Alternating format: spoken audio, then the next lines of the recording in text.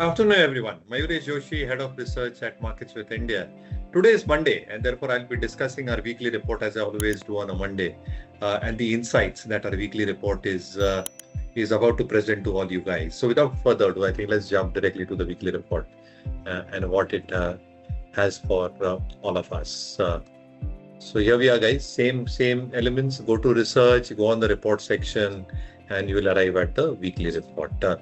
So as we always continue, I think we have given a market perspective and our own sense is that the strong undercurrents that the market witnessed in the last week, they might very well continue. Obviously, I think the events which have happened over the weekend, the US attack on Venezuela, and then the kind of rhetoric that Trump is probably saying towards other nations, including Mexico, I think it's a wait and watch as far as geopolitics is concerned.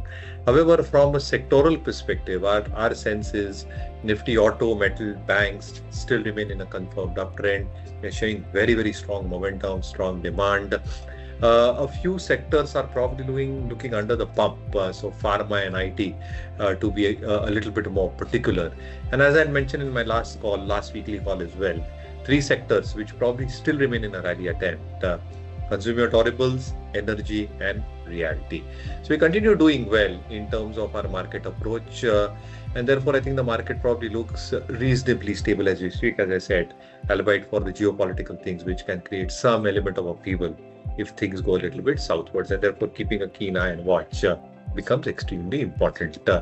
As is our mechanism, we do carry a learning article, and therefore I think the biggest learning in this article is the difference between a good business and a good stock. I think this is one critical element that one should probably, that investors should probably understand. And in every phase of the market, there will be some good stocks that come through. But are they really good businesses is something that you need to ponder about. And this article probably dwells a lot more in that aspect itself. Obviously, I think our featured article is the steel safeguard duties. I've carried out a detailed report a couple of days back. You can have a more detailed perspective through that report itself. And it's an interesting take that we've taken in terms of the benefits that steel companies might derive through the anti-dumping measures that the government has taken. The more interesting and the more plausible part of our report is the 5 stocks to watch out for. And I'll be taking one of them as we speak.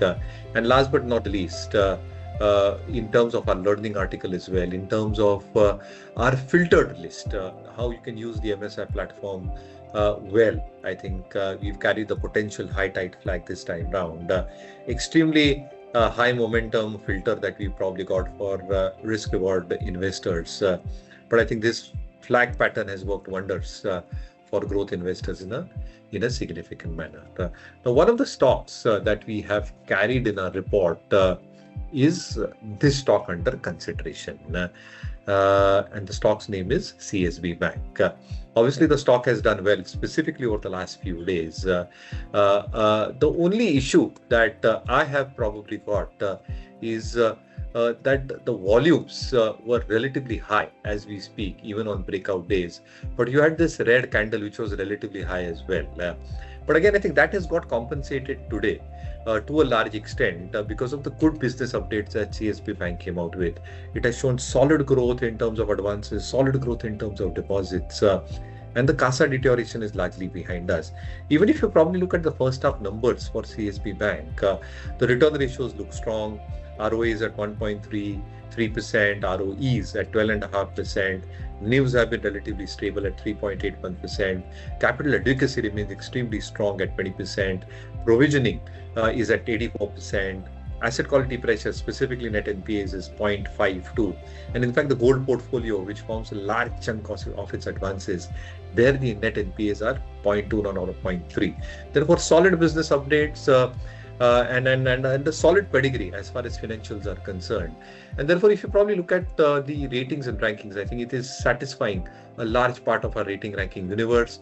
From a technical perspective, the RS rating looks extremely robust.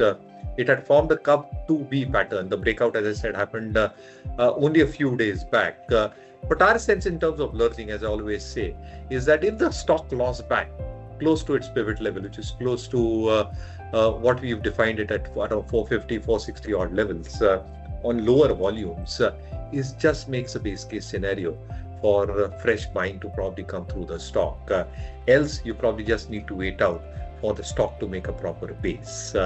And therefore, I think our sense is that the weekly report carries a lot more in terms of learning.